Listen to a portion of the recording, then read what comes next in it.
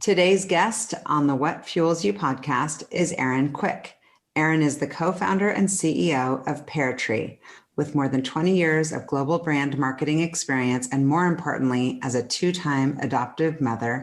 Erin is a leader in the movement to modernize adoption in the United States. Previously, Erin co-founded Stoke Strategy, a Seattle-based brand strategy firm, which she led for 12 years. She began her marketing career at Addison in San Francisco and New York, where she worked on global branding for Domino's Pizza, Merrill, Lynch, and the Make-A-Wish Foundation. Erin is a recipient of the Puget Sound Business Journal's 40 Under 40 Award, and most recently, PairTree, under Erin's leadership, was selected to participate in the 2021 TechStars Seattle Accelerator. She is currently a Visionary Voices member, speaker with All Raise, guest lecturer at Brown University and the University of Washington, and Erin lives on Bainbridge Island with her husband and two children. Welcome, Erin. So good to see you. Thank you so much for being on the podcast. Yeah, I'm happy to be here. We're going to start with some rapid fire. What I always ask this because selfishly I want tips, but what's your favorite movie? Oh, I mean, anything with Julia Roberts, usually. Oh, I love her. Or Jennifer Aniston. I'm a rom-com gal, just so I can check. Oh, yeah. Like the Sleepless in Seattle vibe or any of those. Yeah. Oh, I love them too, the feel-good movies. So we've lived in the same cities, San Francisco, Seattle, and New York. And I'm great. Curious which one's your favorite? New York in my 20s. Me too. I did New York in my 20s and 30s. I think everyone should do a stint in New York in your 20s. But I think the reason I left New York so much was because when I first moved there, I was like, no one knows who I am. No one cares what I do. And then you hit a certain point in that city where you're like, no one knows who I am and no one cares about me here. So that's when I moved back to Seattle. So I don't know. San Francisco is a wonderful city too. It's a tough one, right? I couldn't do New York with kids. People that can do New York with kids, I'm in awe. I did New York with kids for 5 years. And then when it came time for kindergarten, we were like, wait, what? How do we do this? Okay, what's your biggest fear? Something happening to my kiddos. Yeah, of course. Yeah, and also a plane landing in water. Oh, yeah. Yeah. Are you a good swimmer? No. Yeah.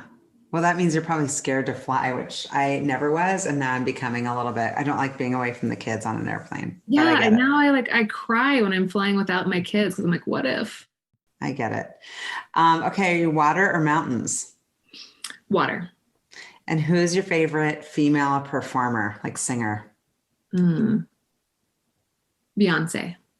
Nice. Sasha Fierce. I love it. Mm-hmm. What have you watched or listened to or read over the past couple of years that you would recommend? Oh, favorite book by far in the last couple of years was Untamed, Glennon Doyle.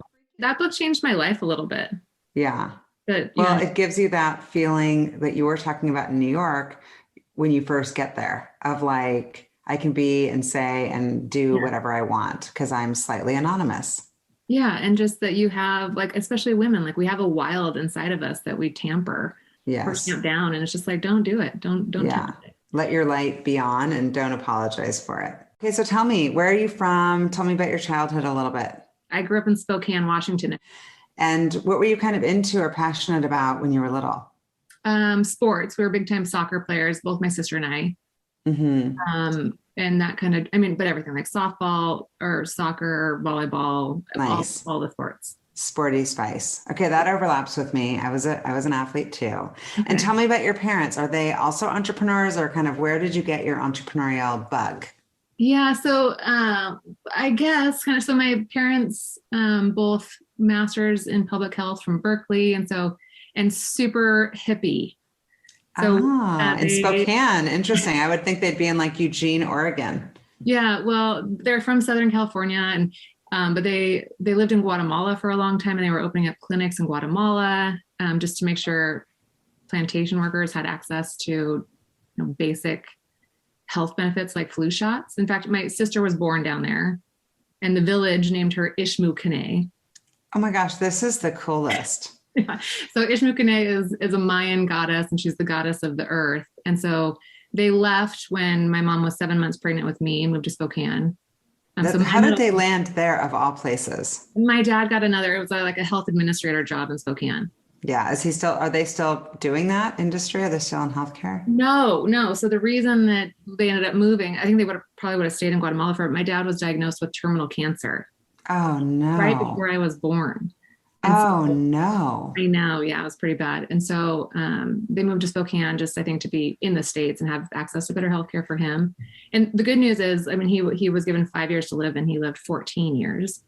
And so, so my middle name is also, I'm So Chill, which is a funny middle name to have. Wait, literally, I thought you were describing yourself as So Chill. No, your middle name is So Chill. Oh my God. I'm not so chill, so that would not work for me, but are you so chill? You got the hippy dippy parents? I'm there's not a lot that'll rile me up. No. Yeah. I mean, I'm not chill, but I also am really good under pressure. So I get that. Like, that's how you would describe yourself. But I do feel like I do relate, I guess, to a little bit of that hippie vibe. I have some of that in me for sure. Yeah. Interesting. And what did you want to be when you grew up, when you were a kid? Oh, easily, hands down, an interior designer. Oh, well, I can see you've got cool art behind you. Do you have like an interior design flair in your house? No, if I could tour you around my house now, you'd be like, really? Interior design?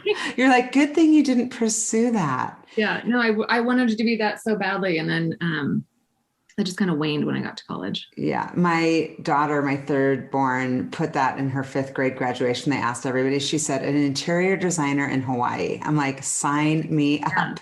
That sounds so fun. Out already. And what were your family values? Like, what did you personally value as a kid? We grew up with like Zen sayings, Zen Buddhist sayings. So we kind of grew up with this, and I use it today, but I've taught it to my kids now, but it's 4 phrases that were just drilled into us. You show up, meaning like be present, pay attention, tell the truth, and don't be attached to the outcome. Oh my gosh, I love this. I've done, I think now maybe 160 interviews on this podcast. And you're the first one when I ask about family values to be so clear. And what a nice gift from your parents, and a great gift as far as like generational clarity around values. That's awesome. And so how did you end up at Western Washington? How did you decide high school? So my high school had sororities in it. Oh, wait, what? What high school? I know. Lewis and Clark in Spokane. We were like, okay. I think my dad went there. I think that's where he went. So we didn't have fraternities. We just had sororities. There was 2 sororities. And so I kind of lived the Greek system in high school. Oh my God, your parents must have been like, what? Well, they look back and I'm like, Mom, what were you doing? Like they literally showed up like in rush week. They show up to your house, throw a pillowcase over you and take you off for all these like awful initiation events. And my mom was like, bye, honey. Like, why would you let me? But anyhow, I needed to go to a state school. We didn't have a ton of money. And so it was like UW and WSU, but they both had Greek systems. And I was like, not really into it. And then the honest answer is I picked Western because it was close to Canada and the drinking age was 19. Oh my gosh, I love you. That's hilarious. So I was like, and how do you feel now looking back and reflecting on that choice? Was that the right choice for you? No. In fact, I dropped out my sophomore year. Yeah. And is that when you went to New York? That's when I started working in Seattle. I was like, I'll just take some time off. And so I started working. My very first job was actually at the Washington Athletic Club. Oh, nice. Yeah. And so I started filling in for somebody on maternity leave, and I just loved work. Like the minute I started, I was like, this is where I need to be. Like, this is how I'm going to learn.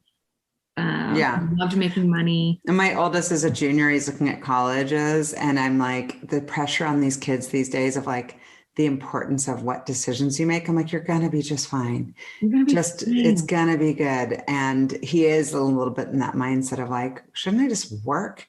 Because there is this correlation of like, unless you're going to like a school that's got some sort of crazy notoriety, like an Ivy, that kind of parallels into some crazy industry or job, which people tend to still, there's an alumni network. It's a little bit like, just get your ass to work, So what did you end up studying that gave you kind of a foundation for such an amazing career? Oh, I mean, I just took the prerequisites when I was at Western just because, and the reason I ended up dropping out was because I got the note, like, you have to declare a major. I was like, I don't know what I want to do. I just want to go experiment with the world for a little bit. Yeah. So you did the Washington Athletic Club in Seattle. Yeah. And one of the members there, he owned an advertising agency in Seattle, and he recruited me out of the WAC. And he was like, please come work for us at the advertising agency. And so I was kind of the marketing coordinator for their ad agency. Is that the Addison job?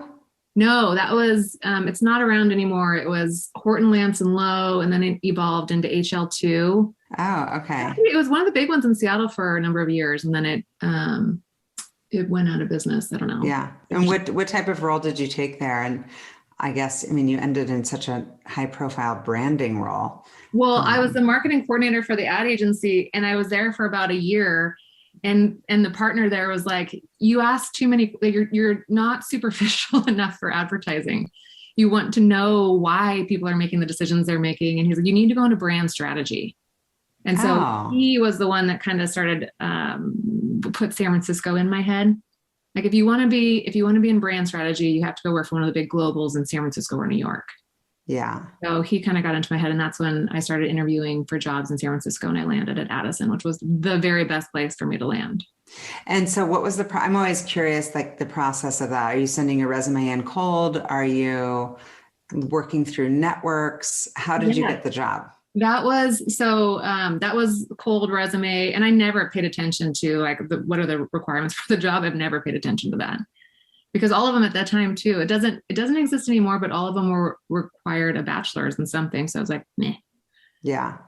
So I didn't bluff. Some companies, when I lived in New York and worked in New York for, over 10 years, a lot of companies they said it's a requirement. And I was like, this person is a rock star, so efficient, so capable. And sometimes it's the story that matters, like why they dropped off. It's not like that correlates with somebody not being driven. So I agree. It's kind of mellowed because the message is a little bit more around grit and attitude. For sure. But interesting. So you ended up there for years. I was there in San Francisco. I got down there right as kind of like .com boom was happening. It was so what years? Because I was in San Francisco during the .com boom. 99 to 2001. Okay. So it was like boom and bust. So you came right as I was leaving, because I was there in 94 to 99. Oh, okay. Yeah. Yeah. So you were there kind of like for sure. Boom. Oh yeah. And I was recruiting. I mean, it was ridiculous because companies were like, there's a pulse, she's breathing, I'll hire her. I mean, there was such a war on talent, kind of like today. Yeah. But the companies were so cool and sexy to sell. And candidates were just like, oh yeah, I'll go on that interview. Like, every company was so exciting. And all the fun IPO parties. Oh yeah. Like, the best. Oh my gosh, we lived similar lives. So then that company took you to New York, because that's what happened for me. That's the coolest. Yeah, bust happened, and the company went from like 75 people to like 15 overnight. And I remember sitting in the conference room, and they were explaining to the partnership was explaining what was going on, and that they couldn't people on. And I remember being afraid I was going to be fired. And one of the partners leaning over and whispering in my ear, like, "You don't make enough money to be fired." You're not so expensive. It doesn't matter on the balance sheet so much. Yeah. And so they're like, do you want to stay on here? Or a little different than like you're indispensable, which is kind of what they were saying also. The combo of your comp with your, contribution. Yeah. So they offered me that you can stay here, or we'll move you to New York and you can work out of the New York office. You're like, done and done. Yeah. That's not even a question. Adventure. What did you think about that culture as far as what you learned that you've been able to transition to your company? Oh, well, understanding the fundamentals of brand strategy, not like, logo veneering, but like the fundamentals of like building, like starting at brand values and what's the organizing idea behind us that makes us different, kind of the why. And getting to see into the guts of all the companies that we worked with in terms of what works, what doesn't work, what, where companies fail, where they do really well. I mean, to me, that was like the best education I could have received. Yeah. And so why did you ultimately leave? Well, so I was in New York for about 5 years, and I was dating somebody really seriously, and he was a born and raised New Yorker.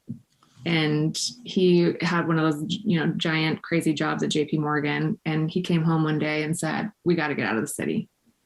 We can't live this life. It's too much. It's too crazy, too intense. And I was like, let's go to Seattle. So you brought him here. Mm-hmm. Awesome. Yeah. Within a month. I'm sorry. Another correlation. I married a New Yorker and brought him here.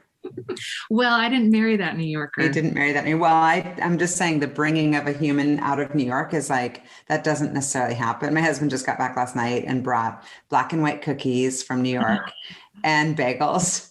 Yeah. And I'm trying not to eat them, but my goodness, I do miss the food, the pizza, the bagels. So you didn't marry that guy, but it brought you back to Seattle. So that's our win. We got to inherit you back to Washington, but you made a big transition to the American Marketing Association.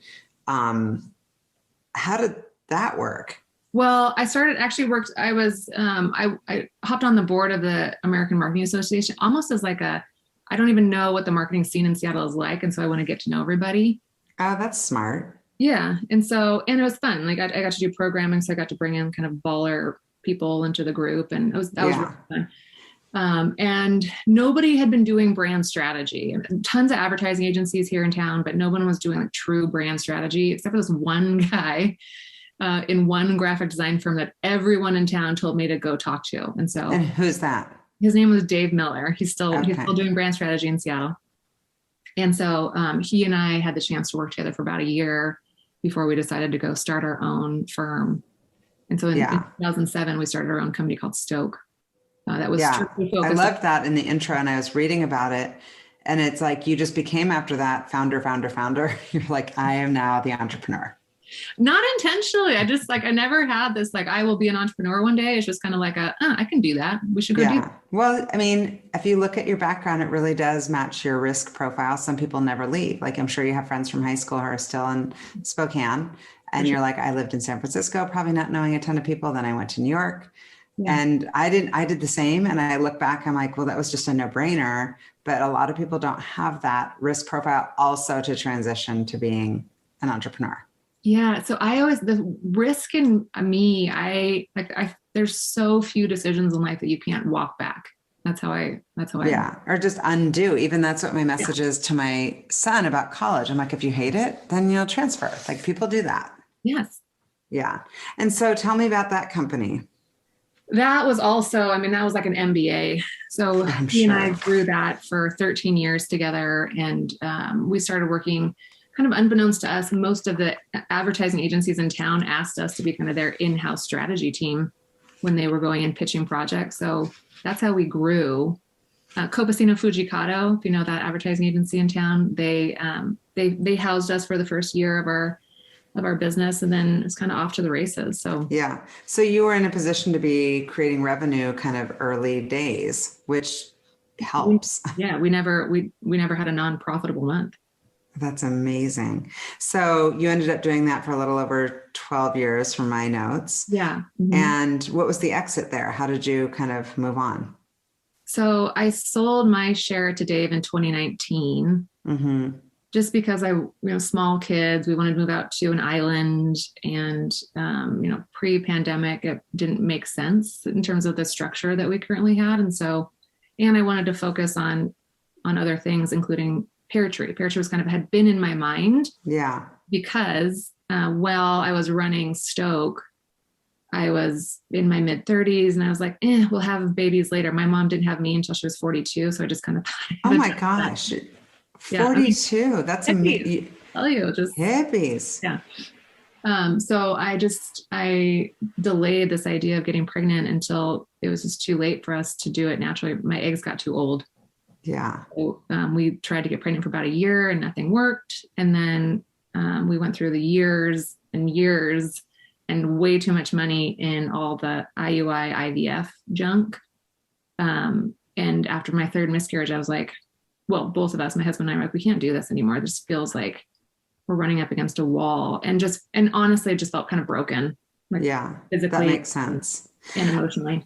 Where does PairTree fit in with Facet? FAFSA was just, I couldn't let go of my brand strategy stuff. So it was just, I ended up doing just some consulting stuff. So FAFSA was just kind of a little brief consulting brand strategy. Yeah. It's a perfect transition for you though, to kind of take a deep breath, figure it out. Yeah. And then what I love is that this situation that so many women are in, and it's kind of not talked about until you meet someone else who's also gone through it. And then it's like a flood of conversations because it is such a crazy issue. My friend Jake, I have to remember the name of the company. They started a company that also addresses infertility, puts doctors, it's like Yelp for fertility. I have to look it up. Yeah. But it was also a person who just kind of took lemons, made lemonade, and said, instead of being victimized by this whole thing, which can be so traumatizing, I'm going to find a solution for people who end up needing to take another route.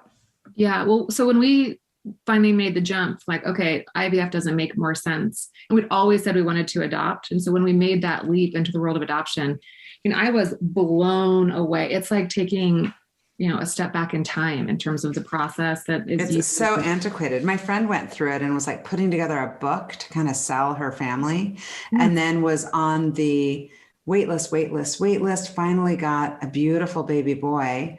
The mother was in the room with them. Mm-hmm. And I was having anxiety as a person who's never been through it. Like, what do I do? What do I say? How do I help support her? But also I was panicking that the mom, once the baby was born, would change her mind. Because don't they get a certain window? Because I've heard of that happening a lot.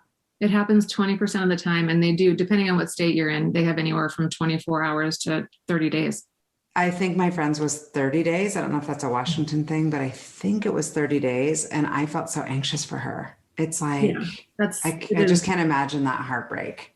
Yes. And like the Buddhism part, I guess you have to not have the attachment to the outcome. You just have to kind of let it float by and let the universe kind of work its way through it. That's crazy. That was my mantra, just again and again and again. So we went through two really wonderful adoption processes. It's so wonderful, in fact, that we used a different method of adopting called self-navigating, which we can talk about when we get into the PairTree stuff. But it basically means we don't use an agency. We navigate it ourselves. We hire our own team, and we go connect with an expectant mom versus being introduced to one by an agency.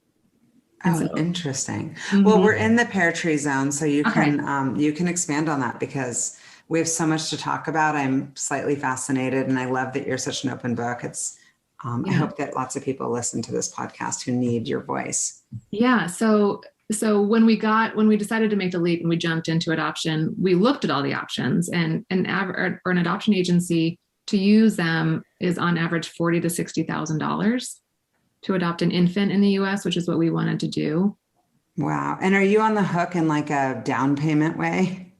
Big time. Yeah. And it's a lot of like upfront cost. That you're not sure if there's going to even be a successful outcome. Yeah. And so that felt strange to me. And because we'd spent, $75,000 in IVF, we weren't like raring to spend another 60 in this like weird antiquated method. Yeah. So we luckily had some family friends that told us that you don't have to use an agency, that you can build your own team. And so that felt better to us because we knew we would probably fight harder than anyone else would for us. Yeah. But also I'm sure that's expensive. No, if you do it that way, the costs drop from 40 to 60 down to on average 15. Okay. Still a lot of money. I mean, if you think about families that are like in your situation that can't afford it. So my understanding is that it's a platform for families and expectant mothers.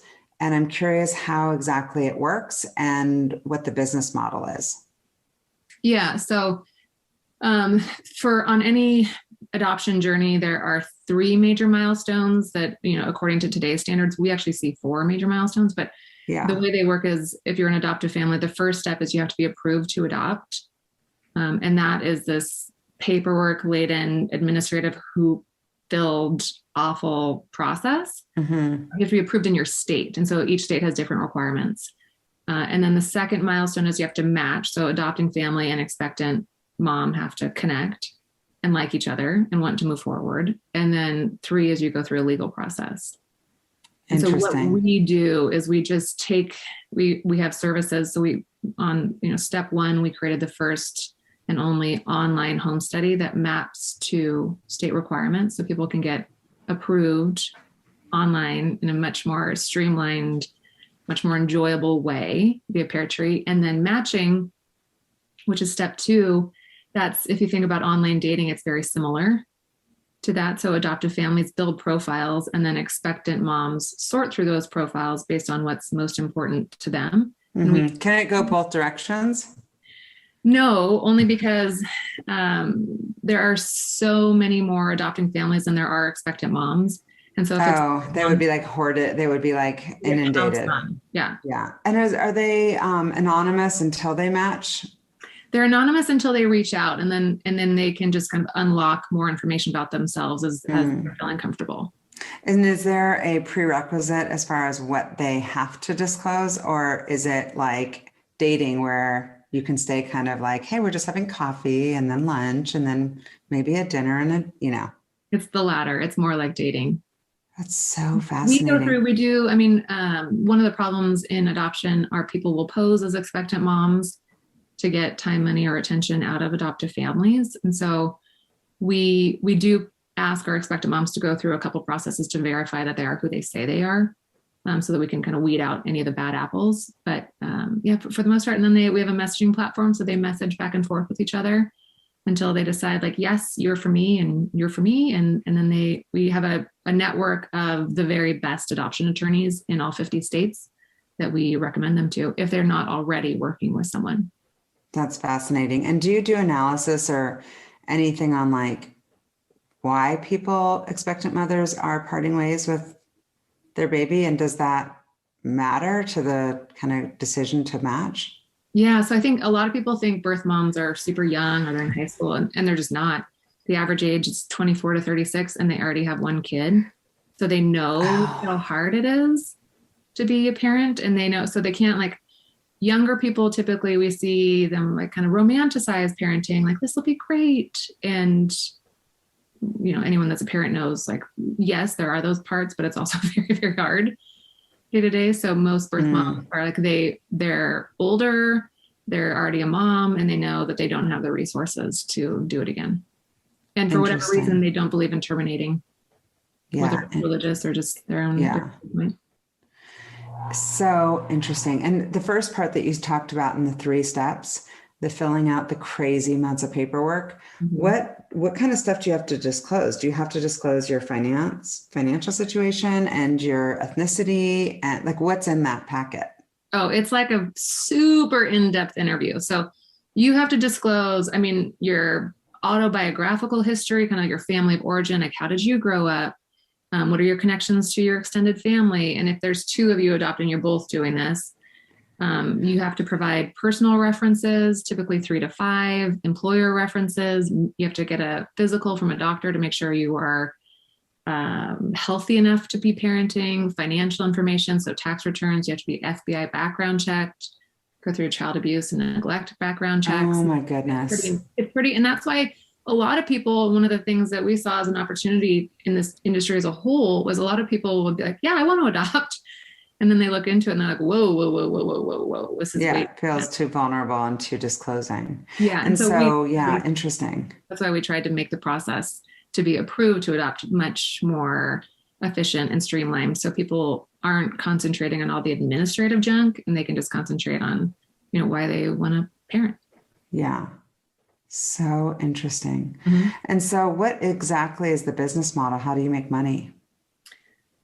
So 2 primary ways. So one, they align to our product. So the first one is a home study so families pay us a couple $1,000s to go through that process. And then we pay the providers that are the actual home study providers, the social workers that are helping families step through that. And then the second one is on matching. So where a lot of agencies will charge, $25,000 to match somebody, we decided, like, let's just charge a monthly subscription fee. So families pay $75 a month to have an online profile for as long as they need. Interesting. Mm-hmm. And is that profitable? Yeah. That's amazing. It's So a win. you bootstrapped this business, right? Well, we bootstrapped. It's one of the reasons I started Facet was because I was like, honey, I've got this idea and I'll pay for it, in terms of, and so all the money that I made at Facet went to starting PairTree. I love it. Such a badass entrepreneur. And how did you have the intuition and confidence to do it? What type of market research did you do? Well, I did. I should back up. The first adoption that we went through our family, that's when I think the idea just kind of jumped into my head because like, this is way too right. There's got to be a better way. Yes. And so that's when it just was kind of nagging in the back of my head for around 6 years. And then when we went through our second one with our daughter, same thing. And then I just started pro bono helping families go through it. And every time it was like the same thing, like, really, that's how it's done? I'm like, I know, feels like the Wild West, doesn't it? And so I just like at a certain point, I was like, okay, this needs to be better and I need to do it. And so I started doing, research to make sure the market size would, be worthy of a business. And it is. Clearly there's how many people are looking right now? Yeah. There's about 5 million in the US, and that's expected to go up to 7 million by 2025 because the infertility rate is going up. And that's why venture capital is dumping money into reproductive technology. And, we're kind of the next step. Like people go through a certain amount of reproductive technology and they hit their breaking point for whatever reason, they move into our world. Interesting. Wow. And how did you find your co-founder, Justin? Is he still with you? Yeah, he's wonderful. So long story short, so I did all the market research and I started talking to VCs because I didn't want to bootstrap it. But then pandemic hit. I had all my VC meetings lined up for the first week of March of 2020. Oh, of course. Which is bad timing. So I was like, well, I'll build it, get some traction, and then go talk to VCs. Which is better anyway, because you can have like proof of concept, beta test it, kind of see if there's interest. Yeah. And I was introduced to Jacob Kolker at the Allen Institute, who runs Yes, I love Jacob. Yes, he's wonderful. And he was like, you should maybe, he introduced me to a couple other folks who all said you should go talk to TechStars and go through an accelerator. And so I did, I applied, I got in, and it was some of those investor conversations early that led to Justin. And they're like, there's a CTO that you should talk to. Because I'm a non-technical founder and I needed a technical co-founder. For sure. To go build out the whole platform and product. Yeah. Yeah. So Justin and I, we met, we started talking for about 4 months.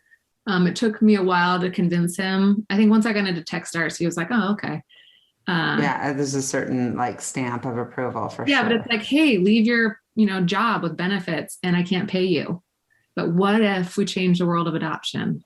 Yeah. What if we make this world a better place? And so, and he fully subscribes to that. So he did, he left his. Yeah, I love that. And what was your personal vetting process? Because when people have co-founders, I'm always interested in learning how they decide that not just, hey, I'm non-tech, you're tech, but also we want the same things. This is what we're thinking about from a culture standpoint and the whole story, like everything that you're facing right now. Did you guys vet each other or just trust? No, we talked early and deep about values and culture and, what we want it to be out the gate and what we're hoping for. And also kind of division of roles and responsibilities. Like I will do this, but you need to do this. And then there was for sure, just like any marriage, there was just kind of a level of trust.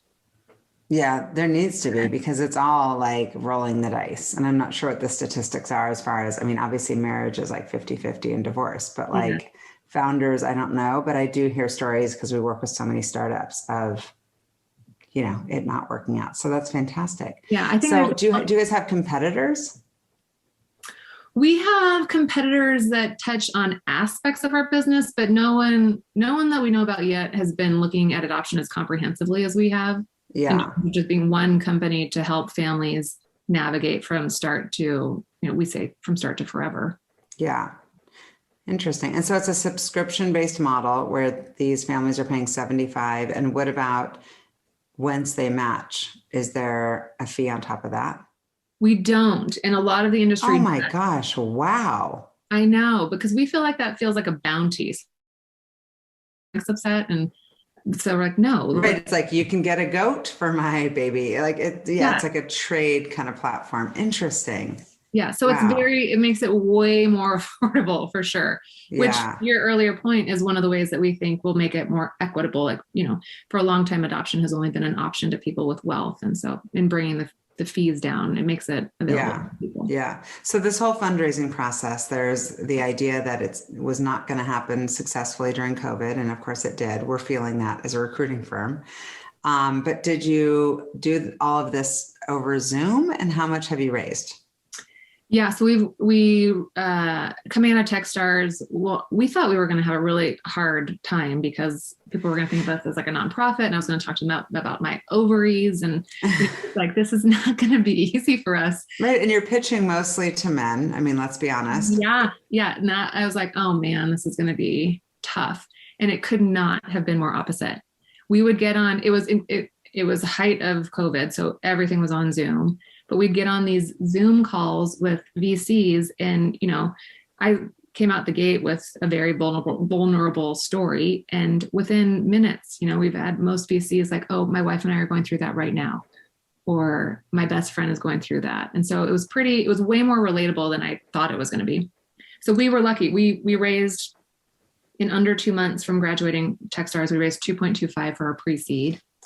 Wow. That was in July of 2021. And then around the holidays, we actually got preempted by this awesome firm who just led our seed round that we closed end of March. Oh. And so we closed 5.1 million. On top of the two? Oh my gosh. And that money is going to be used for what? Primarily the expansion of the home study product. That's such a huge opportunity. And then one of the things that's happening in the world today that we are also expanding into is embryo donors. So when families are going through IVF like they are today, and they have extra embryos that come out of their process, they have the options to discard them or to donate them. And I think this is really, really cool. But it used to be that they'd be like, yeah, donate them to a family that needs them. And it was completely anonymous. But thanks to 23andMe, there is no more anonymous donation. So embryo donor families are playing a role in choosing the families that their embryos go to. And oh my gosh, just like adoption. This is crazy powerful stuff. Yeah. I love this conversation. So you've raised a ton of money. The fundraising process was pretty easy. Especially even during COVID, all things that in my mind, the wind is not at your back, but it turned out that it was. Yeah. And you have female VCs also involved. Yeah, we do. Well, Leslie Feinzag from Graham and Walker, we met her in TechStars, and I tell people that, this happened with the lead of our pre-seed too, who are also two women. It's Urban Innovation Fund. Yeah. They both, they're moms, and they both, within 5 minutes of meeting them on Zoom, were asking us questions about what the product could be that were on our roadmap for 5 years down the road. Like, they got it immediately. So that's amazing. Leslie's awesome. She's a good friend, and I'm not surprised. She's smart, and she's got good intuitive instincts. She's also intimidating. I was really well, not now, but when I was meeting with her, because she is so smart. Yeah. And she has such a direct. But she's so warm and very. Yeah. I'm glad that you have her involved. And tell me, do you have a board? We do, but it's small right now. So it's just Justin, my co-founder, and myself, and then Julie from Urban Innovation Fund, who was the lead for our pre-seed. Yeah. Well, that's great. Probably better to keep it small so that you can kind of drive things a little bit more. Yeah. Interesting. So tell me a little bit more about the numbers. I think that in researching this whole business, I didn't realize the statistics. So how many adoptive families do you currently have on the platform? Right now we have around 210. Nice. Mm-hmm. And And how do you go about, I mean, you're a branding person. How do you, I guess, get in front of the families and expectant mothers? Is there partnerships, or you just go like, how do you know who's on either side? Yeah, so it's different dynamics for the kind of user type. For adoptive families, we actually partnered with a lot of the adoption attorneys in the US. Okay. And a lot of adoption agencies. So agencies, even though they're charging more money, a lot of them know that or contractually require their families to do some of their own outreach. So they recommend families use PairTree. Same thing with the adoption attorneys. And then adopting families, they do their research. Like, they are researched in terms of options. So they find us. Yeah. Expectant so you're working on SEO? For sure. Yeah. Interesting. Yeah, often. Yeah. That's SEO. Yeah. Oh, of course. And so as far as the matching process, I did read that you kind of implemented personality archetypes. Mm-hmm. Yeah. So we do personality-based matching, and that one of the other things that happens in adoption today that people just don't know about is that 90% of adoptions are open. So adopting family and birth family, or adopting family and embryo donor family, will be together and connected for the rest of their lives. And so they can get to know the kids. Yeah. And that, I mean, and all of the research says that will create a healthier identity in the adoptee, which is what we all care the most about. Yeah. And is that your personal situation? Oh, without a doubt. Yeah. I mean, and are your children from the same mother? No, totally separate families. And so you're involved, both of these birth mothers are involved with your kids? Yes. And fathers. Yeah. Wow. And so what does that look like? Is it like Christmas and Easter, or if you're Jewish, like the Jewish holidays, like what is it? Or is it like, hey, you can come to the baseball game? It's whatever you decide you want it to be. So we have one birth family who we are in touch with via email a couple times a year. And we have another birth family who come visit. We send presents back and forth. We text with them on a weekly basis. So it's literally, we just had our first FaceTime call so that our daughter could meet her half siblings. Oh my gosh, this is amazing. Yeah. So this personality kind of assessment, how did you decide which one to use, and why is that part of the process? Yeah. So personality is the leading indicator of behavior. And so our expectant moms, that's why they come to a PairTree, is because they want to be able to see into the future. Like, if I pick you, what does the future look like with you? And so, but so many of the profile sites were just, like pretty pictures, and that was it. And so we wanted to incorporate some kind of personality-based matching for expectant moms so that they had some meatier information on these adoptive families to decide who they even wanted to talk to. Mm-hmm.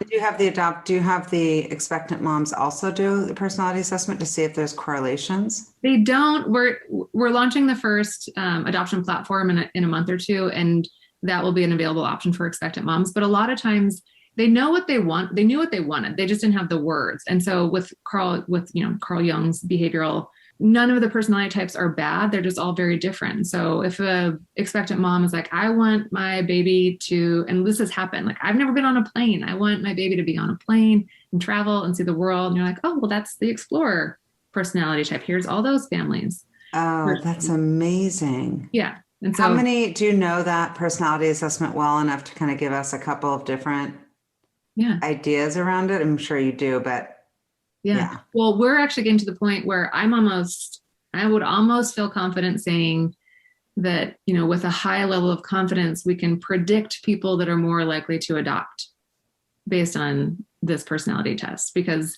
there are a few personalities that really rise to the top in terms of people that are looking to adopt, or at least there's a set of characteristics that. And what are those? I won't give you the actual statistics, but there's two archetypes. There's one's the neighbor and one's the caregiver. I've done it before, and I think I'm the caregiver. Oh yeah. Okay. Well, see, then you probably have it in you somewhere that you would be open to this idea of adoption. But, I say it all the time, only because I want more babies, and I'm 50, so I can't do that. But I also feel like I can't take a baby away from somebody who can't have children. Like, it feels selfish a little bit. Yeah. Well, but there's expectant moms that only are looking for families that have kids because they want to make sure their kid has siblings. Oh, interesting. Yeah. But we have expectant moms, choose parents for a variety. I mean, there's expectant moms that chose a dentist because she had bad teeth and she thought her kid might have bad teeth. Oh, that's so interesting. Yeah. Wow. This is a whole thing. And so are you open to taking kids who have been exposed to like a mom that's got addiction to drugs? And, what about if those moms come onto the site? What do you do? Yeah. I mean, we allow it, and it's up to the adoptive families to determine that, not us. Yeah. And so what we do is we provide a lot of education to adoptive families, and we're about to offer even more, but a lot of education around, like what happens if there's been some substance abuse. Right. Interesting. But yeah, we asked and make sure it's disclosed. Yeah, that's important probably, I'm guessing, like obviously. So it sounds like there's definitely some differentiators between you and your competitors. What specifically, I guess, makes you different? So for sure, the personality-based matching makes us different. But the other two that are worth noting is we are a carrot fertility partner. So in a perfect world, we think these adoption journeys should be covered by insurance benefits. And so our kind of first step towards that was partnering with Carrot. So all of our fees are reimbursable if a company uses Carrot for their family building benefits. And then the other thing that's worth mentioning is we started something from day one called the 5% Fund. So 5% of all of our fees go to organizations that support lifetime healing for birth moms. That's amazing. Continues to inspire. I love it. Yeah. So getting back to your fundraising and raising all this money, like how are you planning to compete in this crazy war on talent for kind of product development and engineering? I'm guessing those are going to be big. Well, it is big, and we are competing. I mean, engineers so hard, especially in Seattle, because we can't compete with Facebook salaries and Amazon salaries. What we do have, which I think has worked to our favor, is we have this, pretty strong mission that people, and you can almost see it when we're meeting with them, that they are like in on the mission. Yeah. Well, it's a lot of people's priority, and having done this for almost 30 years, which makes me like old lady, but whatever. I've done it for a long time, and people's drivers have changed as far as how they make decisions, and the pandemic has amplified that. It's not always about comp. Of course, this market's become nuts with, like Amazon and Twitter and all the companies having their engineering based here. But a lot of people come in and say they just want a mission-based company. So what makes somebody, I guess, a culture fit or culture add for your company? So it's kind of three things that we look for on a regular basis. You have to be able to like move fast and be in startup culture. Like this is not like we don't have processes and frameworks built. Like you're gonna have to help us build those. And so if that's the world that you like living in, awesome. Ethics. So we say like, if we don't have ethics in this industry, we have nothing. Because there's a lot of bad apples that got into adoption just to make money. And so we're not shortcutting anything. If it's not the right thing to do, we're not doing it, whether investors like it or not. And then the third one is just, we call it fierce optimism. Yeah. You have to have like fierce optimism in this industry. And, because you hear a lot of bad stories, you hear a lot of wonderful, good stories, but you hear like people are, wow, that is a new level of low that I did not know existed. Right. I mean, even on this podcast, my mouth has been like, dropped that there's fake expectant mothers and just all of the things that you have to navigate. So what are the long-term plans for the business? And I'm not going to ask you about your exit strategy because that's so annoying when people ask it. I'm like, I'm really passionate about what I'm building and I'm not thinking about that. But I am curious I'm guessing you just want to dominate the industry. Yeah. So I think what we say is where multiple family trees are coming together, we want to be at the center of those journeys. So surrogacy, egg donor, sperm donor, embryo donor, adoption. I think for us, that's kind of where we see the world going. And, that has been the more unconventional way of building a family. And we see that for sure becoming the more conventional way to build a family in the future. Yeah. Well, so you've got these kids, 8 and 5. You're building this awesome company. How do you find time for you, which your mental health, and what do you do to kind of unwind, relax in general? It goes back to my rom-coms, my Jane. You can just escape into the movie. I love it. I do. So our life is insane from about 6 a.m. until 8 p.m. Just insane work, parenting. And then at 8 p.m., my husband and I have a little bit of time to ourselves. And if we don't start working again, which is sad, but it happens a lot.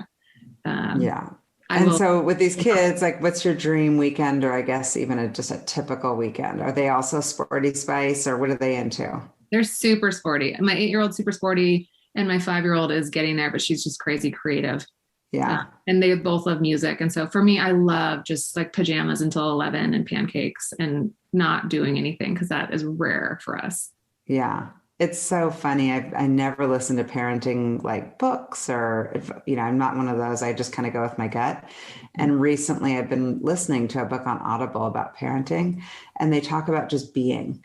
And I'm like, oh my God, I'm over the top executing on tasks. And then I drive them, which is typical of being a mom of teenagers. Mm-hmm. And they just were like, the dream is to just be, even if you're just watching a movie together. So I love that answer. It's so good. I'm an efficiency junkie too. I plan to go out in the grocery store. And if I'm not ordering groceries while the kids are in the bathtub or something like that, I don't feel my parents were just with me for the weekend, and my mom and I are in the mall, and I'm shopping, and I'm pre-ordering stuff at another store, and I'm getting our Starbucks at this thing, and I'm talking on the phone, and she's like, oh, my parents were like, what is happening? You're doing too much. But that's me in my element, I got to say. When people criticize it, you do too much, I'm like, well, that's me, at least in this chapter of my life. There will be a season to chill, but it's not right now.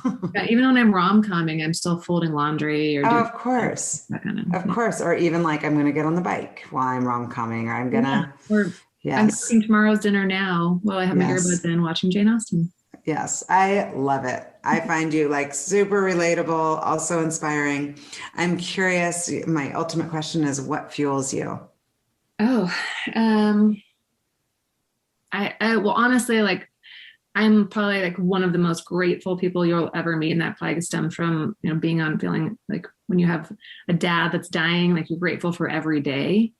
And so I'm sure exponentially grateful. And so when I see people do things for other people, or I see something wonderful like that, it lifts me for days.